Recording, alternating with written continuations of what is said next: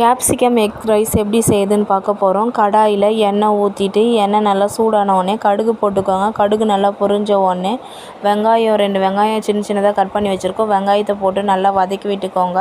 வெங்காயம் வதங்கிறதுக்கு லேசாக உப்பு போட்டுக்கோங்க, அப்போ சீக்கிரமாக வதங்கிடும். அதுக்கப்புறமா கேப்சிகம் கட் பண்ணி வச்சுருக்கோம். க்ரீன் கலரு ரெட் கலர் 2 இருக்குது, நான் 2மே எடுத்துக்கிட்டேன். மோஸ்ட்லி நீங்கள் க்ரீன் கலர் யூஸ் பண்ணிக்கோங்க. க்ரீன் கலர் தான் உடம்புக்கு ரொம்ப ஹெல்த்தியும் கூட. கட் பண்ணி எடுத்து வச்சு நல்லா போட்டு நல்லா அதை வதக்கி விட்டுக்கோங்க. அது நல்லா வதங்கட்டும். தேவையான அளவு உப்புமே இதிலே சேர்த்துக்கோங்க. நல்லா வதங்கினதுக்கப்புறமா கரம் மசாலா கொஞ்சம் சேர்த்துக்கோங்க. கரம் மசாலா சேர்த்துக்கிட்டு நல்லா வதக்கி விட்டுக்கோங்க.